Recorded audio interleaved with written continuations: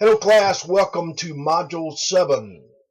I want to congratulate each of you on a job well done in Module 6 and the discussions, the short papers, and the journal entries thus far. It's been a fantastic term. We're coming to a close. Only have a couple weeks left. If you're not started on the project, which is due, I'd encourage you to get started on the project as soon as possible. Don't wait to the last minute. Module 6, we talked about hard and soft targets. We discussed the difference between the two and why it's much easier for terrorists and terrorist organizations to focus to attack those soft targets because the protections are not in place like you would find with the hard target. A hard target would be something like a military facility, and a soft target could be something like a mall, for example. So what are we doing in Module 7? In Module 7, we will build upon what we learned in Module 6 and learn how intelligence is used in both counterterrorism and anti-terrorism efforts.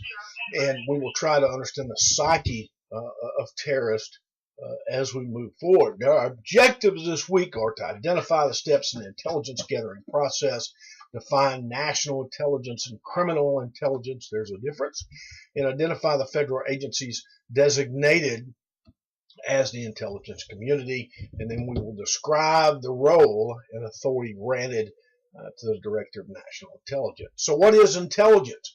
Again, I mentioned this briefly in one of our discussions in Module 6, but here we will cover the definitions more closely, examine them, gain a better understanding of how they're used in the war on terrorism. For the purpose of this module, we will discuss national intelligence and criminal intelligence, as I mentioned. According to the module overview here in the course, national intelligence addresses the national security issues and is typically collected by the Central Intelligence Agency, as well as some other civilian agencies and the military. Criminal intelligence can apply to a number of domestic issues and is typically collected by either federal, state, or local law enforcement agencies. There's different parts of intelligence. We'll see that, we'll understand it, we'll read about it.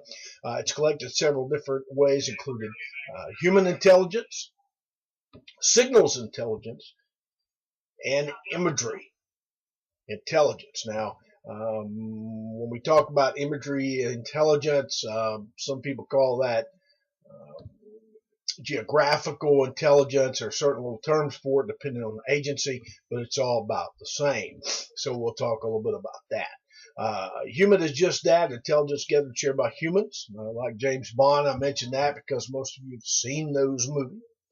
Signals intelligence is communication intelligence, gathering data via radios, computers, etc. Some of that's open source, and I mentioned open source there in the overview when I posted it. And then image intelligence refers to intelligence that's gathered by satellite or other photographic devices. Now, again, some people call this geographical intelligence, all about the same thing. What a lot of people don't realize is that we have a counter satellite unit in the military. They're responsible for some of the imagery that's put together that can be used there in intelligence gathering, and it's sent out to different agencies. Different agencies have access to this imagery. And in fact, this can prove to be a very good job if you decide to do something related to that. A lot of positions that are available there in GIS, Geographical Information Services. In addition to defining intelligence and the ways that we collect data, we will also discuss agencies that are responsible for collecting and disseminating intelligence. These include agencies such as the FBI, CIA, the Defense Intelligence Agency, or DIA, DHS, and NIS. Among others. And I'm sure that you can think of many that are out there, and I ask that you share those in your discussion. We will also assess and discuss the role that the Director of the National Intelligence Agency plays, what their role is, what to do, what their job responsibilities are. And again, this can easily get confusing since we have so many different agencies involved with intelligence efforts. This is especially the case since the 9/11 attacks, when many agencies were created. such as Department of Homeland Security. Others had a change in their roles. So we have two discussions this week, one on the threats to national security, the other on intelligence. Both of these have a focus on the differences in the agencies and the techniques that they use, along with the definitions that I just mentioned. Okay, and I would really encourage you to go out, not just use the information here, but go out into the web and look for some of that peer-reviewed information and share that in the discussions. And please remember to offer those extended, well-developed, clear, and concise posts, especially the initial post, and respond to more students in each thread. Also remember, please include citations to support the examples and the statements that you have made. Author, comma, date, and then put the references down at the bottom. I'd also encourage you to check your grammar.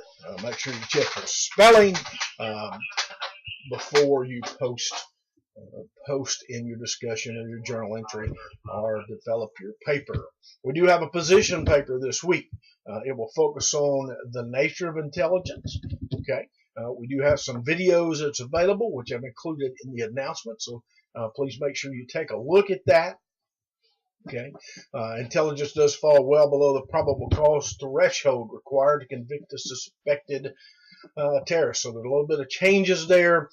We also saw this with the USA Patriot Act, whereas law enforcement and government agencies now have the ability to gather intelligence and information. There's a difference. Information is just that. We're getting information.